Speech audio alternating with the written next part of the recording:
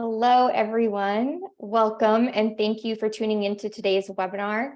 This is undoubtedly a highly anticipated conversation with the team at Boys and Girls Clubs of Metro South to hear how they integrated 2 freight farms into their facilities to create highly engaging programs for their community. My name is Caroline Katsarubis. I am Freight Farm's Director of Marketing. And for those of you who aren't familiar, our mission at Freight Farms is to build accessible modular vertical farming technology that empowers anyone to grow fresh food wherever they are, regardless of where that may be. And we are most well known for our container farms, and you will be able to see a really impactful way to implement that technology in today's webinar with the Boys and Girls Clubs of Metro South. So joining me in today's conversation is Derek Heim, President and CEO, Lauren Utchig, Executive Director, and Max Fontes, the Urban Farming Director at BGCMS. So after introductions, we are going to discuss how the idea to bring freight farms to the clubs came to fruition, talking about, funding to site preparation and how the programs are staffed, to what the operations are like and what the clubs are growing in the farms. And then, of course, we will jump into the impact of the programming, covering details like food access, healthy habits, and education. We will hear any advice that the team from BGCMS has to share for other clubs interested in launching a similar initiative in their community before we actually dive into the Q&A portion of this event. And this whole conversation will be recorded, so don't worry if you miss any details. So please feel free to submit anything that comes up that you want to ask either the BGCMS team or the Freight Farms team into the little Q&A portion of your panel, and we'll get to that at the end. All right, so let's just get started. I think the best place to start is introductions. Can you each introduce yourselves and your role to the audience? Derek, I think let's start with you. And if you could also just give us an overview of the Boys and Girls Clubs of Metro Start as well, that would be great. Good afternoon, Caroline, and thanks for having us today. We're extremely excited to be with you and sharing our story with all those that are attending today. My name is Derek Heim. I'm the President and CEO of Boys and Girls Clubs of Metro South, located about 30 miles outside of Boston, servicing the 2 major gateway cities of Brockton and Taunton, Massachusetts, serving annually about 2,500 youth each year, and an average daily attendance in our clubhouses combined of about 1,000 kids a day in service. We are a Metro Club that is situated with about 40 full-time employees and a workforce of about 125 in total, 2 40,000 square foot clubhouses, and a 40-acre summer camp operation also located in Taunton. With us today, we have our team, which I will allow them the opportunity to introduce themselves. And before they do that, let me just say that they are 2 of the most dynamic individuals that serve on our team here and really fill a special void here at Boys and Girls Club of Metro South, leading our freight farm efforts. One effort that we truly believe sets us apart from other clubs across the country, and really what we believe as a leader in the food insecurity world. So we are extremely proud of this project and thrilled to be able to be with you today and speak about our farms. Amazing. Lauren, do you want to go next? Sure. Thank you, Derek, for that. And thanks, Caroline. I'm Lauren Utchig. I am the Executive Director of one of our 3 clubhouses. I oversee our Camp Riverside property, and I also oversee our Freight Farm initiative. So I've been with the Boys and Girls Club movement for about 3 years now, and we have had our freight farms for a little bit over 2 years. We have currently one in Taunton and one in Brockton. And we'll talk a little bit later on about some of our expansion opportunities as well in the next upcoming months. Great. Max? Hi, everybody. Thank you also for having me on today, Caroline. So I've been with the Boys and Girls Clubs of Metro South for about a year now. I am the urban farming director. So my job is just, the day-to-day operation of the farms and managing all of our staff and our volunteer base to make everything run smoothly. Fantastic. So Caroline, if I can add there, Max is saying his role is crucial to the success of this operation. And I'm sure people will be interested to hear from what he has to say today throughout our conversation. I completely agree. And everyone listening, you'll get a really good glimpse into not only the operations of the farm, but the operations of the whole program and how it runs. To Derek's point, it's crucial to the overall success of integrating a freight farming initiative into your club. So let's get started, Derek, with the beginning. Where did this idea really come from? Because I don't think, and correct me if I'm wrong, a lot of people associate farming with Boys and Girls Clubs. So, why did you want to start this program at your clubs? Caroline, that's a great question. And I think this all spurs to sort of a vision that this organization had for many years. One that I believe fills a critical void in our communities, and that's hunger relief. My background allowed me the experience to operate and manage for a little over 10 years a community farm in South Dartmouth, Massachusetts, at another youth serving organization where we were farming on traditional farming methods on fields and orchards and other areas within South Dartmouth to provide food for those who needed it most. And we were primarily servicing another gateway city in Massachusetts, in New Bedford. When I joined the Boys and Girls Club, I knew finding raw land was not going to be an easy venture. So I really wanted to make sure that we had an opportunity to bring this to our club, but also make sure that it could be sustainable. And that sustainability really introduced me to the concept of freight farms. And I don't think I actually knew that about you, Derek. Yeah, so that's really where I got my farming start. And primarily that farm was a non-for-profit that this other agency was running, and we were fundraising just like we are for these freight farms.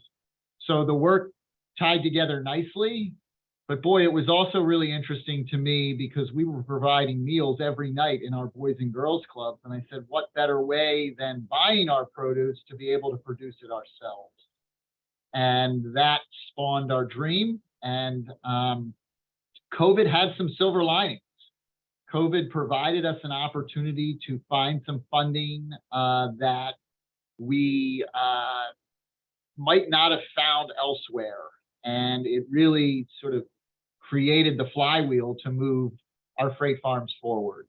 And that funding through a food infrastructure grant through the Commonwealth allowed us to purchase the first freight farm. A year later. Before you keep going on that, I'm curious, even though you had background in farming and seeing the benefits that it can provide other than just food access on a community, how did you find out about freight farms? Was it just because of you were looking for something that was a little bit more accessible in an urban area, or how'd you find out about it? Well, we're extremely lucky here in Massachusetts that you're headquartered right here in Massachusetts. So there was some buzz around freight farms and this technology that was coming to fruition. I had also seen this showcased on a college campus where you had another freight farm in service. And I said, boy, this is an opportunity to bring this right to our urban settings and doesn't require a large footprint of space. And we could put it in place rather simply. The struggle initially out of the gate was finding the funding. And that's when, unfortunately, COVID happened in our country, but also provided that silver lining for us to find the funding necessary to make it a reality. Mm-hmm. And was that process difficult for you, the funding for the first one? Like, what was the process to apply for the food insecurity grant? Surprisingly, it was somewhat easy, Caroline. Now, we had a long relationship with the Commonwealth, and Boys and Girls Clubs do in most states with their elected officials as a leader in youth development. So we have clearly the background and the expertise in seeing projects through. Thus, the state of Massachusetts here, rallied around our concept, provided us with our first infrastructure grant, and we purchased the first freight farm. It landed on our property. We thought at that time that was probably the extent of our freight farming initiative. But shortly thereafter, another funder that funds other programs that we do saw what we were doing, caught their attention, and Beth Israel Lahey Health and their healthcare system stepped to the plate and provided us our second freight farm that's sited at our clubhouse in Brockton, which is showcased in the nice video that you all put together. And we're really proud of that. We're looking at expansion in downtown Brockton right now of an $11 billion new facility. And this freight farm will become a focal point of that new facility and the commercial kitchen that we're putting into that facility. Ooh, I did not know about the commercial kitchen. Yeah, we'll be expanding our food service operations to 3 times what they are today to service not only our club kids, but other community agencies in the community that have needs for their feeding programs. That is incredible. All right, so it's definitely a piece of advice then to for other clubs to be looking for, funding sources. Could be unique or it could be your standard funding source. Yeah, Caroline, I think that the biggest thing that listeners should know is food insecurity is a hot item right now from funders across our country. We all know that many of the cities that Boys and Girls Clubs serve are food deserts, and access to healthy food is very difficult to come by. We pride ourselves on here, and you can see some of the smiling faces on the side of our freight farms here. It's more than providing kids with food in our care here at Boys and Girls Club of Metro South. It's providing them food that is wholesome and nutrition, and its value for their cycle of growth. So many things today come cheap to us in carbohydrates, right? Very easy for us to acquire, provide even our own personal lives. But here's an opportunity to provide kids produce that is better quality than most of us are buying in a grocery store. And it hasn't traveled 3,000 miles to hit our plate. So it's a win all around. And I think to tie back to your funding question, what funder wouldn't get excited about this? Mm-hmm. There's a lot of reasons why to say yes to this idea and this concept. And I can tell you, and I'm sure my team will echo this over the call, we wouldn't change anything in regards to this. If anything, and we plan on sharing a little later in the call, we're not done with freight farms and our expansion. Which is so exciting. And we don't, we'll save that to the end, but I feel like our relationship as well, it obviously helps that you're local, but I think the organization as a whole with its deep missions just aligns so nicely with freight farms. And, we're always talking about the clubs at our HQ here in Boston, but more to come on that. Very exciting. All right. So this is an interesting point to talk about. You ended up getting your farm right in the height of the beginning of COVID. And it proved a little difficult because we had obviously postponed indefinitely until things were okay, our in-person training. But I wanted to talk a little bit about the process of actually bringing the farms to your site and the things that you had to do as a club to prepare. So can you walk us through exactly what that was like? Yeah, you'd think, Caroline, you're just going to accept a big box will just show up at your doorstep someday and you just open it up and away you go. Well, it's a little more complicated than that, but I wouldn't say it's overly complicated. There were a couple key factors that had to exist for us to be successful in accepting the delivery of these freight farms.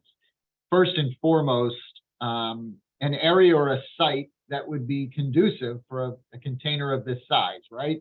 So you've got to imagine this is a shipping container coming onto you, delivered to you on the back of a flatbed truck, and you've got to have a spot where this container can go. And it's not like the driver just pulls up and pushes it off the back and away he goes. Site selection is really important. So we had to make sure we did a rigorous evaluation to ensure our sites would not only be level in nature, because the farm has to be level for it to work. It even actually has to have a bit of a pitch for that farm to be successful. So site selection was very important. Accessibility for delivery.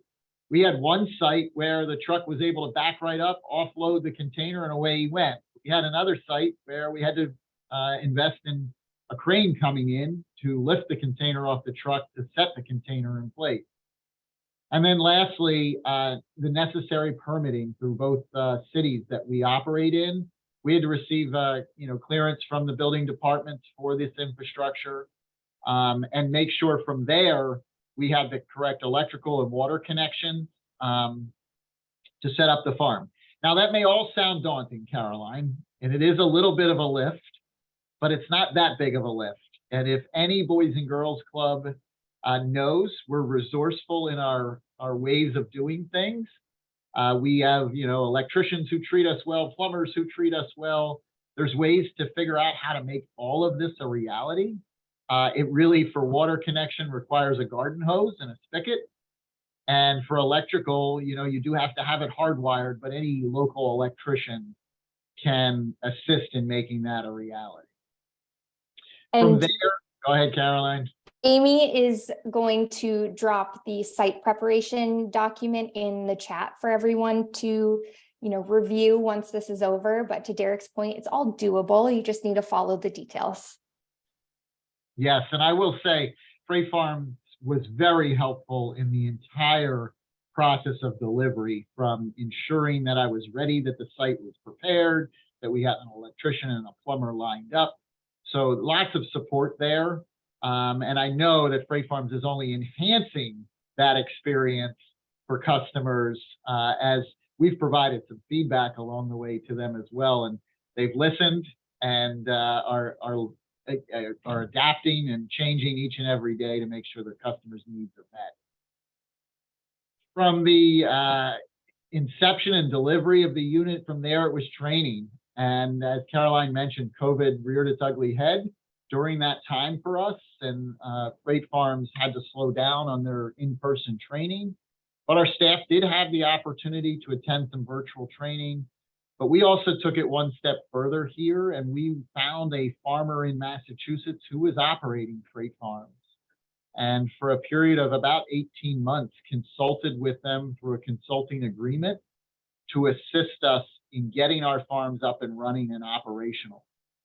And I'm sure Lauren, because Lauren was here during that time, would share that time and learning from that individual and that farmer was crucial in our success out of the gate.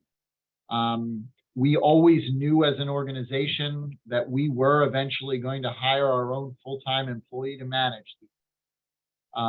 But Max didn't come along right away. So we had to make sure that we had the skill set and the knowledge, because it wasn't going to be Derek operating the farm or even Lauren, because we have other jobs to do. But one thing I can tell you is here at Boys and Girls Club of Metro South, we are deliberate and somewhat painfully deliberate in the way that we operationalize things. Mm-hmm. And then when you did finally find Max, I know he was able to attend, and I think a couple others are in-person training once that got back up and running, right? For sure. And I think Max, I'm sure we'll talk to that, but Max is our expert. He's our go-to guy now. So he's very important to this organization and the success of our farms. Now I get to do a lot of picture taking, smiling, and talking about the fantastic project. And boy, am I proud of our organization for that. Great. I think we've touched upon this quite a bit, but staffing is critical. So we can kind of go through this relatively quickly, but tell us if there's anything else that you had just missed about the importance of staffing and making sure that there are people who are dedicated to particular aspects of your programming. Sure, I'm going to send this over to Lauren. She's going to take it from here to talk about sort of our staffing and our additional Commonwealth Corps members and volunteerism. So Lauren, take it away. Thanks, Derek. All right. So I know Derek had mentioned in the previous slide working with a local farmer who already had their own freight farms, was up in business. That really supported us during year one of operations. Basically, we did a tiered approach where each 3 months, it was a different set of things that we learned about the freight farm from this experienced farmer. And so I think that is something that we would definitely promote as being super helpful in the process of finding someone who's local or somewhat local who's in the business to be able to support with that, because they helped us get the whole thing operational in the beginning, and then also trained us on every piece, especially things that made it maybe went a little bit wrong that we needed to fix, right? So things that we were just learning for the first time, just basic transplanting, harvesting. So that was very helpful. In terms of our staffing model right now, it definitely is a mixed model between paid staff and volunteers. We also get funding for this component of our operation. So right now it is myself sort of overseeing the project. Max is our go-to person, like Derek had said, who is daily operations of both farms and also a lot of our STEM enrichment programming. And then Rashida is with us from MSA, which is the Massachusetts Service Alliance, which is very similar to AmeriCorps. And so we get positions that we apply for each year. And so Rashida has been with us in a service capacity this year. I'll talk a little bit more about our volunteer base a little bit later on. Great. All right. So I know that everyone is probably very curious about the farming technology itself and what Boys and Girls Clubs of Metro South is actually growing, and more of the details of operations, so that, to Lauren's point, you know exactly how to staff it and how to operate it. So we're going to transition. I think what is helpful is if we can start by just giving an overview of the inside of the farm in case anyone is less familiar. So the interior of the farm is made up of two main sections that we call the nursery station in the front on the left, and then the cultivation area, which is in the back of the farm. So both of these provide really interesting spaces for educational opportunities because of just the nature of this space. So the nursery area is where the plants actually start to germinate and grow into strong seedlings before we actually transplant them into the cultivation area, where they stay until they mature.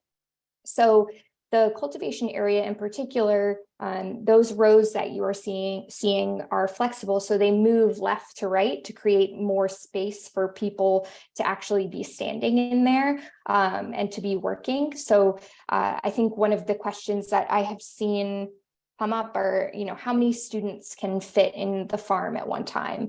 And I think that answer will vary depending on who you're talking to. And I definitely want to hear what this crowd thinks is the most comfortable or optimal.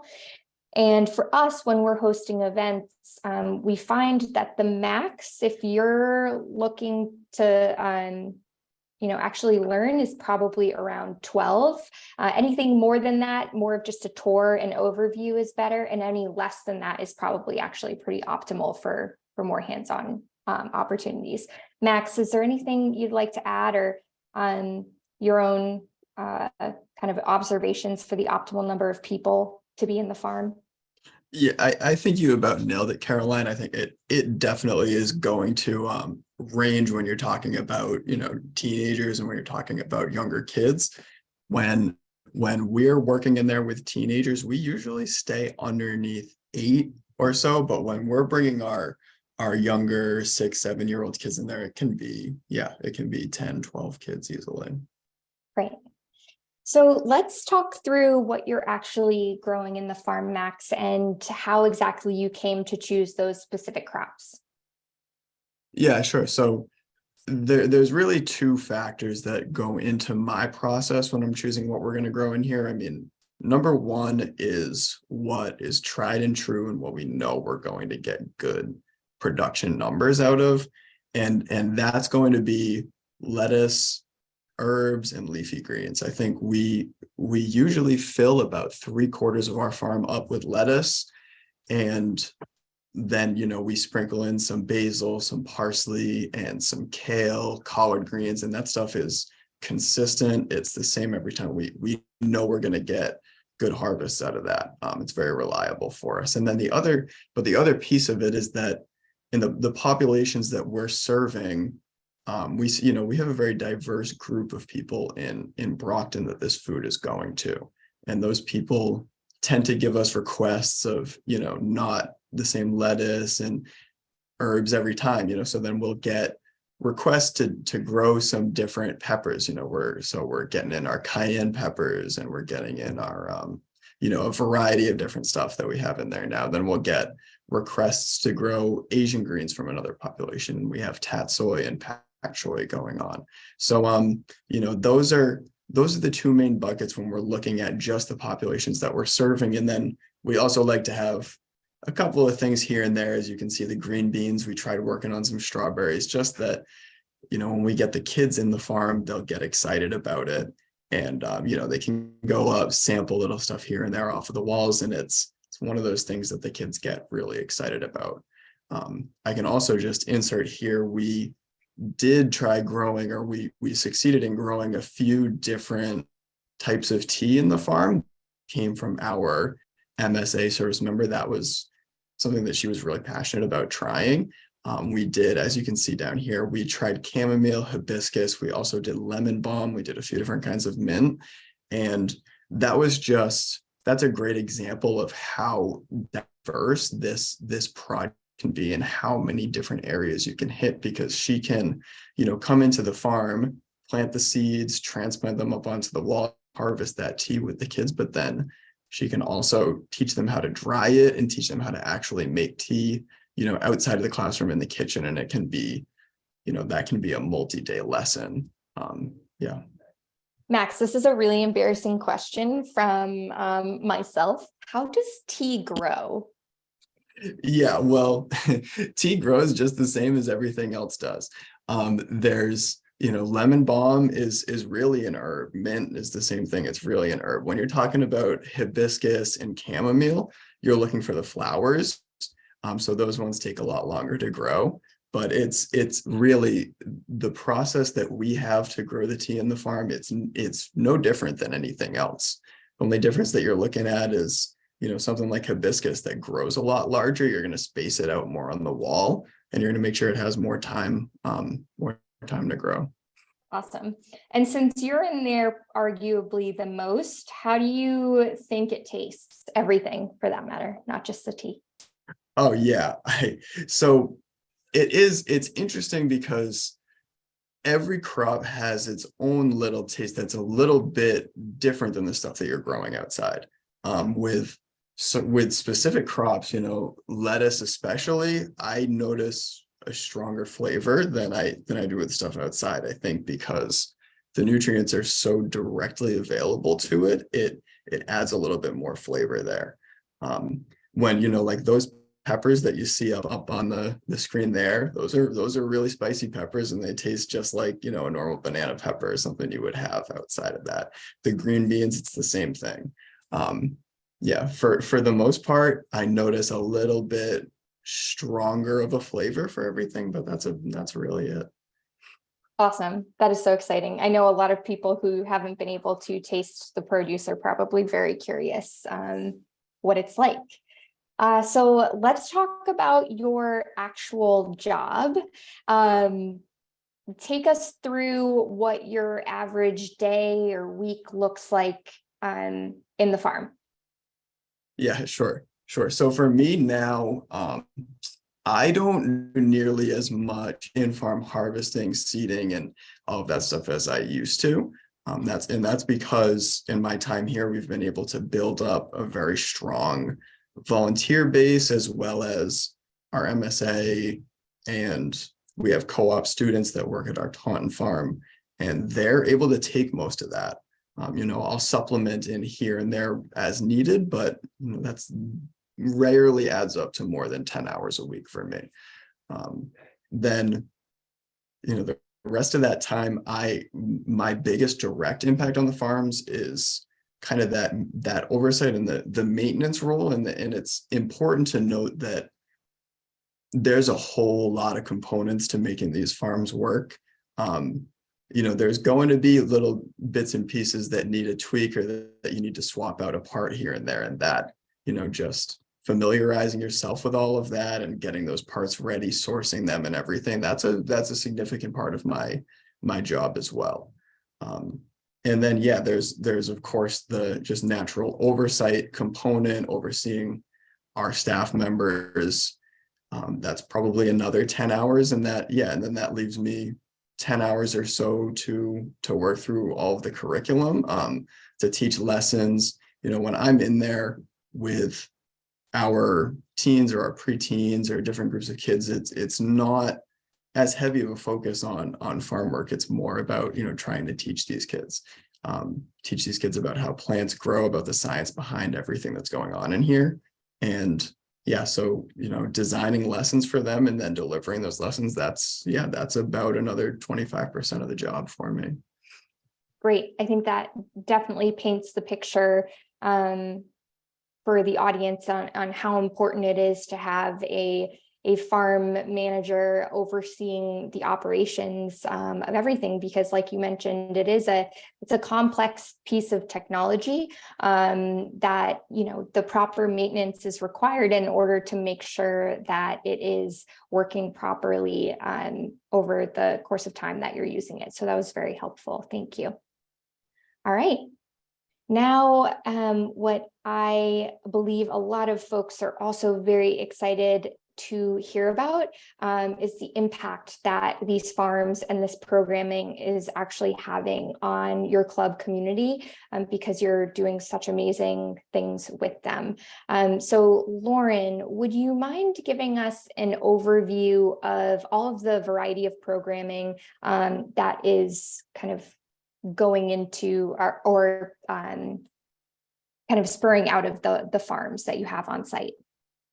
Yeah, absolutely. So it fits into three overarching pillars, and that's kind of how we developed our initiative in year 2 with our freight farms, is that we wanted to, one, increase food access for families in our clubs, but also in the community. We wanted to support educational resources for our club members and also for our community. And then the third pillar is volunteerism.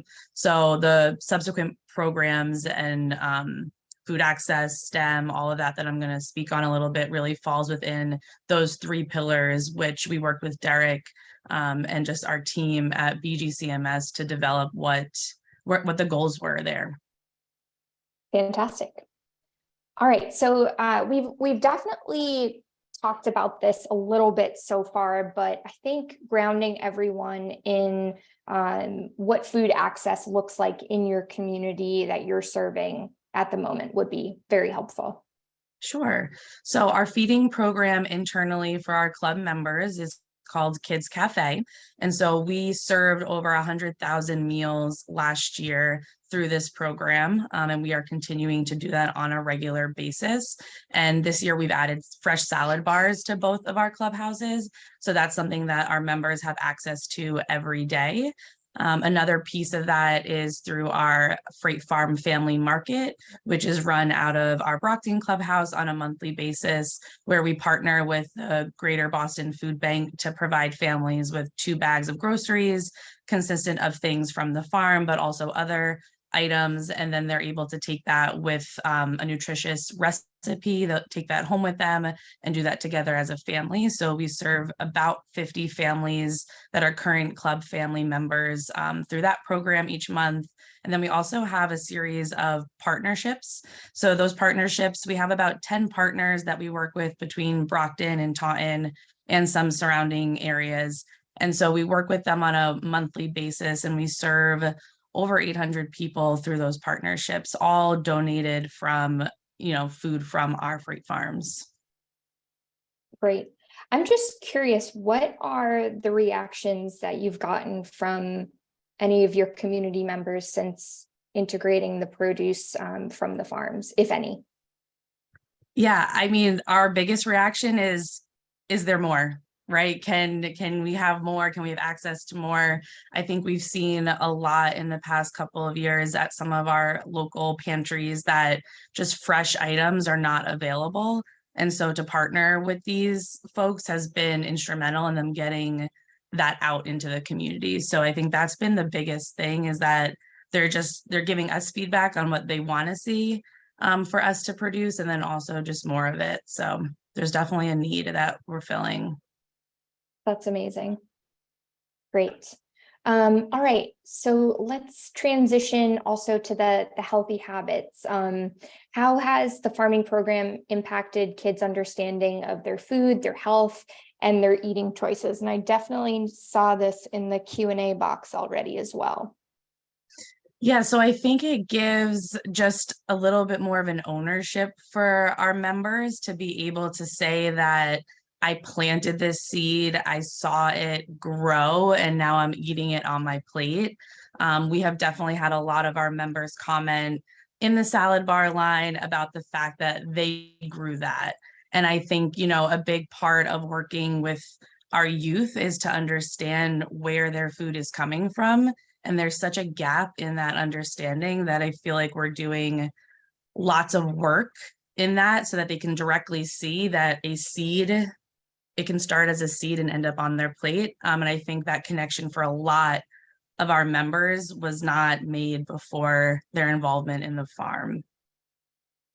That's how cool is that, right? Kids can walk out of the Boys and Girls Club, help grow their food, and they go right to the cafeteria and see the results of their work.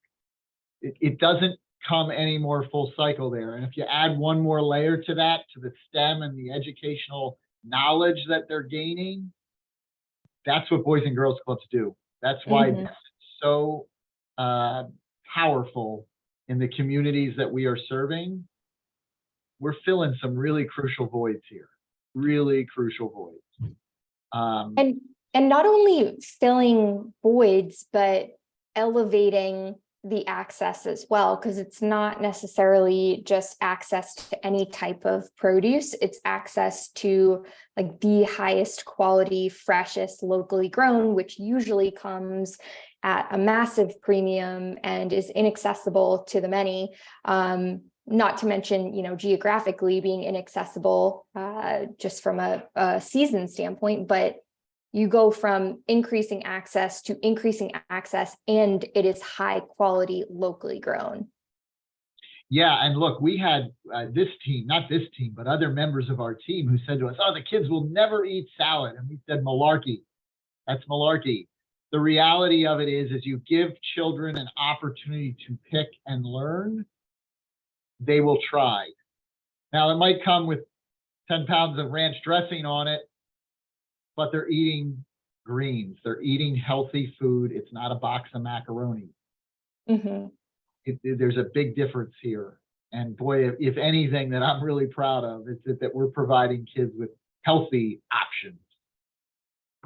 Yeah, it's incredible. And the pride that you see that they have over their work and that they grew that is so special. You've already talked about this a couple times, but it's definitely worth diving into a little bit more.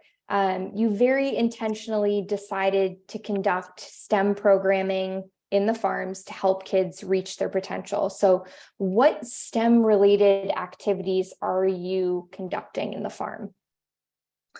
Yeah, so the main population of our members that we're working with are our preteen members and our teen members. So preteens are ages 8 to 12 and teens are ages 13 and up. And so each week in our Brockton Clubhouse, Max and Rashida work with a group of preteens and teens that opt in for that hour to learn about everything within the farm.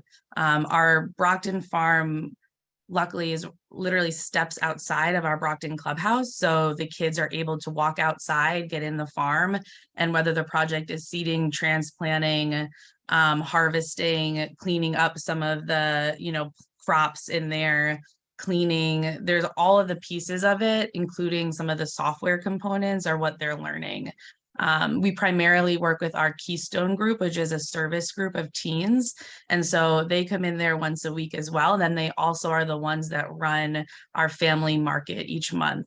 So they're there doing the farming, and then they get to actually pack up the groceries and then hand them out to families. So kind of full circle there with their service to the club and also to our families. So that's some of the programming that we're doing. We also have a partnership with 21st Century Funding, which is through the state of Massachusetts. And that is with our Taunton Clubhouse. And that's primarily our preteen group. And we are doing stuff that's a little bit more aligned with plant science. And Max runs those on a weekly basis as well. Right now, our farm location in Taunton is at our camp site, so it's not at the Taunton Clubhouse right now. So in the springtime, we'll transport our members out to our campsite to be able to actually do hands-on work in the farm. Another layer of that we have at both of our clubhouses are our tower gardens. So they're getting to learn about hydroponics on a very small scale to then be able to bring that knowledge into the farms. So anywhere from basic plant science, like hydroponics 101, all the way through workforce readiness, because hydroponics is a growing field, especially in Massachusetts. Our teens are now going to be equipped to work with us and volunteer with us for a year, and then be able to apply into a job and know the ins and outs basically of a hydroponic system. So those are some of the STEM learning that's happening. Very spot on with another question that I saw come up just about overall job training and using this to support more of a workforce development program for larger scale operations, or working at another freight farmers facility, or maybe even one day having their own. So it's pretty incredible the amount of training that's going in that's hidden yet very intentional. So one of the other things that you do in addition to STEM learning opportunities are very creative learning opportunities. So can you tell us a little bit about the programming and educational activities that Rashida has developed, and kind of the response that you've seen from everyone that's interacting with that? Yes, absolutely. So Rashida is amazing. She's been part of our team for just about a year. So she is with us through Massachusetts Service Alliance. She is our Commonwealth Corps member for this year, which is a year-long service member. So Rashida's passion really is in art therapy, in mindfulness. And so she wanted to bring in some of those learning opportunities, but also directly connected back to the farm. So some of the things that she's put together, both for our members and for our families, are tea tastings from the tea that they've grown in the farm and then dried.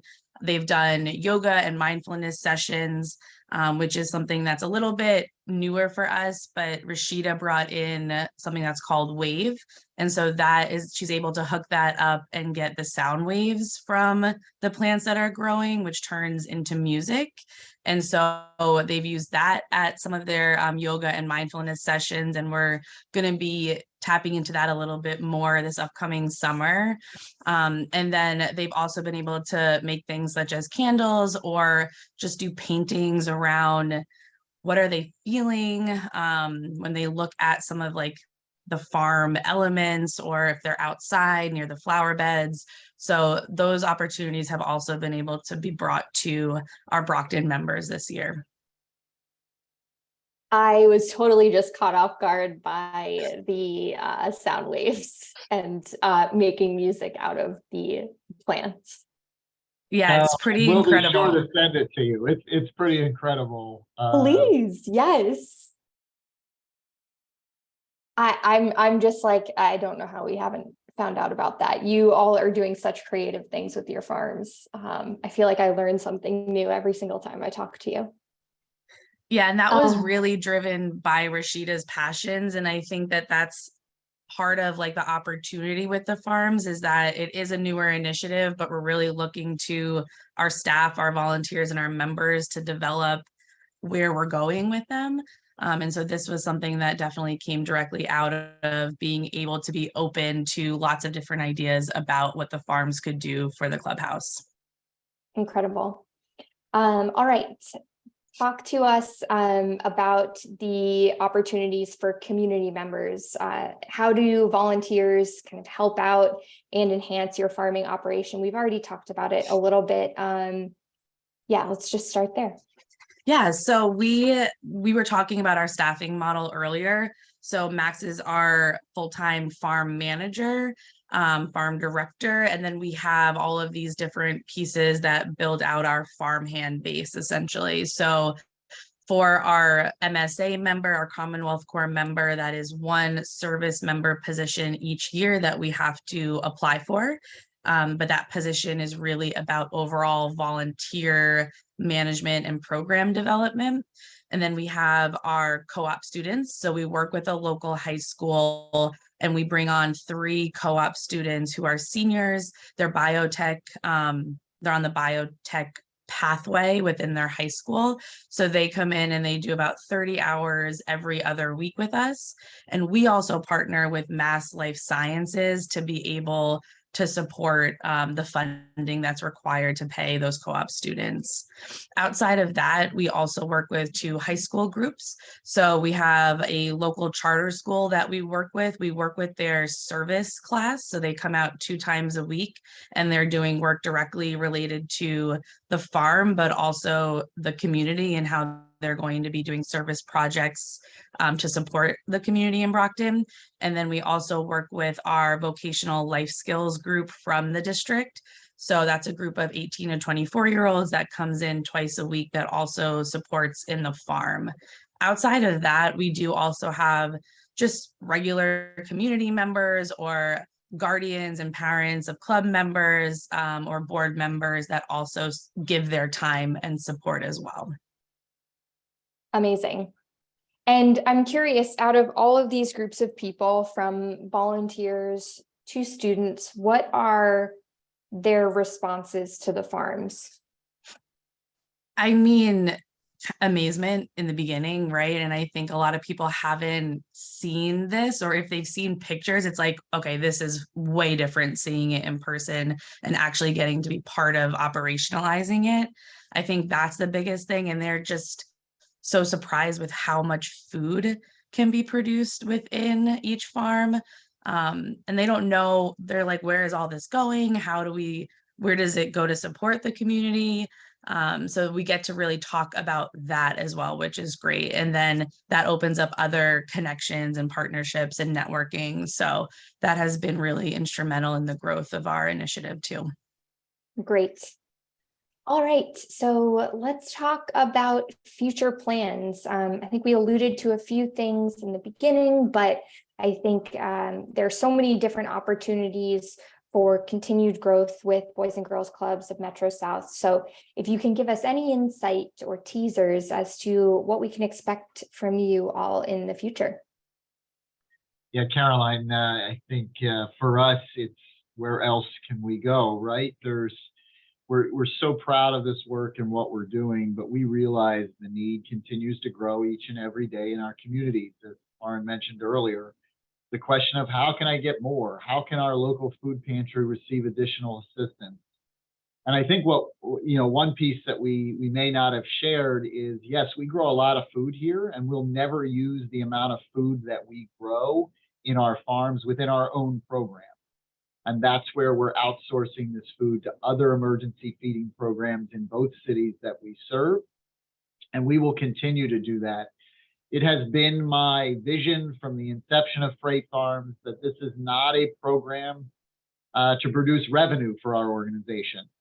And I'm sure there's people on the call who are saying, well, I might be interested in purchasing this farm for revenue potential to sell this to restaurants or food establishments. And that's great, right? But that's not what our mission is. And that's not the direction we sort of ever thought would be even in the realm of potential for us. And I don't see that ever being the answer for us. We are looking to provide food to individuals and communities that need it.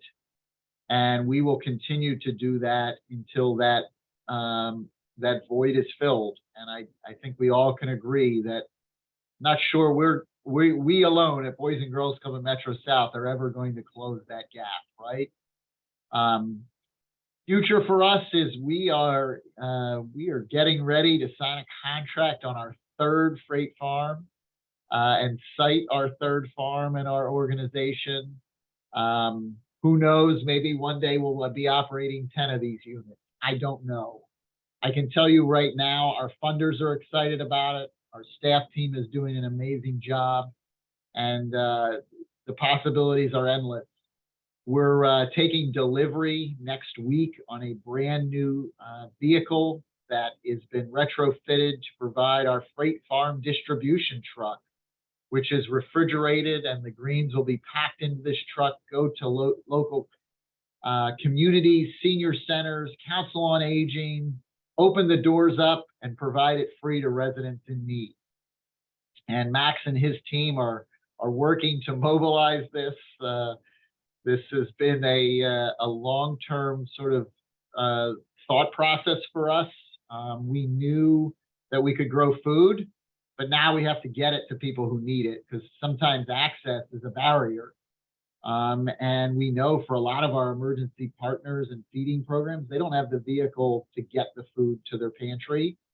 Well, we're going to bring it to you. And we're going to drop it at your doorstep, and you're going to give it away to your recipients who need it the most. So we're going to cut out all the problems. We're going to eliminate the barriers, and we're going to ensure that we're filling a need in our community. But we're just 2 communities in the Commonwealth of Massachusetts. Think about if every community was thinking this way, and there was a convener like a Boys and Girls Club or another non-for-profit organization that could convene and solve a very complex problem. Just think how great of a world this would be to ensure that every person has access to healthy food. Very well said. And that is so exciting to hear, even about the delivery van, and making sure that you're bringing the produce directly and the food directly to those who need it the most. That is so exciting. And we'll definitely be updating our entire audience as the program continues to grow. I think this entire webinar has been full of advice for nonprofits. Is there anything we want to touch upon briefly before we dive into the Q&A portion that you haven't covered already? Caroline, the only thing I'd say is, look, everything is possible. Sometimes we, as leaders of an organization, say, well, we can't do it because we don't have the funding, or we don't have the amount of staff to operationalize. Everything is possible. And I can assure you that there are plenty of funders who would be eager to help solve this problem. Because at the end of the day, it's like the face of this young man here. This is the future of our country. And the future relies on people like us and other people around this country to make sure, and around the globe really, to make sure that people have access to food. So my advice is, don't be afraid.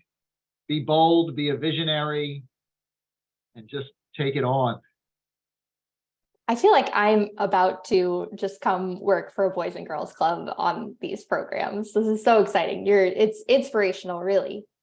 All right, let's jump into the Q&A because we've had a bunch of questions come through just about everything. So bear with me. I'm gonna try and fly through this because we technically only have about 5 minutes. Somewhere I want to start is a little bit more tactical. So Max, this might be for you. Let's see. So between the children and the volunteers coming and going, how are you maintaining, clean work habits, insect control, planting, harvesting schedules? Like, how are you organizing it all and making sure it's functioning the way it should be? Yeah, well, that's a big part of what I'm doing here because that's not easy to do. I think the most important piece is our our onboarding process is just that everybody's on the same page. Everybody knows that they have to get in there, close that door as quickly as possible, put your hand sanitizer and your gloves on so that we're not tracking anything into the farm that could be avoided. But that, as I had mentioned prior, that's a big part of what I'm doing is every day I'm in contact with all of the different pieces that are in the farm. And that's what helps me so much to have someone like Rashida, because I can day to day just pass on all of the information to her. I give her a very detailed schedule of the whole week ahead of time so that when she's in there working with a volunteer group or working by herself, we're not getting off schedule. We're not, doing anything we shouldn't be doing. But yeah, that gets the trickiest with the youth groups going in and out of there. And that's where you need somebody, opinion like myself or like Rashida, somebody who's experienced working in the farm and knows what they're doing in there with that group of kids. If we just, throw in one of our youth development staff, there's a lot of room left over for the door to be wide open for 10 minutes or for, one of the pumps to be left running for a couple hours when it's not supposed to be, that can, have pretty significant impacts on the farm. Yeah, and that's why we try to just make sure everybody that's involved in this process is really well trained and isn't going to leave room for errors like that. Mm-hmm. Great. All right. Do you, and I think this is a question for the group, do you track yields really closely? And are there metrics of success that you are reporting like on a monthly or an annual basis to funders or your community? What's the most important thing to be measuring here? Yeah, I can take that because we are very detailed in terms of, we track everything down to the number of heads of lettuce we're harvesting. We're tracking the weight, we're averaging that out to the ounces per head. And yeah, we are very detailed with all of that because our funders are very strict about what they want back. But yeah, I think as far as averages, the easiest thing for me to say is that we are right now in the vicinity of about 75 pounds of produce per farm each week. So, whatever that ends up being over the whole year, because I mean, it is that same number of, it's that same quantity every week throughout the year. Caroline, I can add a little bit to that too. So it's not just the produce that we're measuring, it's also volunteer hours. So between September and February, we had about 1,700 volunteer hours clocked in too. So that's part of our measurables. And we have a few different funders. So all of that information sort of gets filtered as to who needs what. We use a particular data system that tracks our market visits and all of our inputs and outputs too. So we do a lot of Excel internal tracking, but then we also have a data tracking software in partnership with one of our funders. So that's all part of Max's purview as well. Caroline, the days of funders just taking your word for it are over. You must show that the work that you're doing is producing the outputs that you are saying. Mm-hmm. Definitely. And on the note of volunteer hours, do you find that there are a consistent amount of repeat volunteers that are always coming back to the farms? And do you want to elaborate? Yeah, I can jump in. So the easiest thing for us, it's those groups coming from the high school and those groups that we know are going to be in here with a chaperone every week, because, you know, like as mentioned, we do have, you know, some retirees, some volunteers that are in here just because they're passionate about the work that we're doing. But, you know, they take vacations, they have weeks that they can't come in for whatever reason, and it's we can't rely on that group alone to just get all of the work done that we need. And that's where, you know, we have a group that just left a minute ago that is in a community service class at a high school that's a few down the road from here. They bring 15 high school kids roughly twice a week, every single week. And we know those kids are going to be able to knock out a lot of the work we're going to need done. And it's those are the groups, along with, obviously, we have the teens from our clubhouse are in every week, and we know that can get a certain amount done every week. So yeah, I think that's the most important piece of it, is that consistency is really key with what's going on here. Amazing. All right, I want to be cognizant of everyone's time, but I do want to say for anyone, any clubs that are out there, Freight Farms and the Boys and Girls Clubs of Metro South team are going to be at the national conference in Orlando in early May. If you did want to come talk to us in person, learn more about the farm and how the Boys and Girls Clubs of Metro South is using it, ask any more detailed questions, that's definitely an opportunity. And then we also wanted to make sure that everyone here saw the case study video that we just recently did on this amazing club. I've watched it like 10 million times at this point. It's so incredible, and it goes into, you can just see a lot more of actually what's going on a day-to-day basis and the impact that it's having in the community. So we'll share that with you here. Okay. That's all we've got. I will say thank you so much, Derek, Lauren, and Max, for spending over an hour of your very busy day with us. This has been invaluable, and I know that everyone listening is very grateful. Thank you all. Caroline, our pleasure. Thank you for what you're doing for the farming community, but thank you for what you're doing for our kids. We're extremely proud, and we look forward to meeting anyone at the conference. Please feel free to share my information with other clubs that are looking into this. Happy to speak with them and share what we're doing. Fantastic. Great. Thank you again. And to everyone listening, we will be sending this recording to you in a couple of days, along with some other critical resources. So thank you all, and enjoy the rest of your day.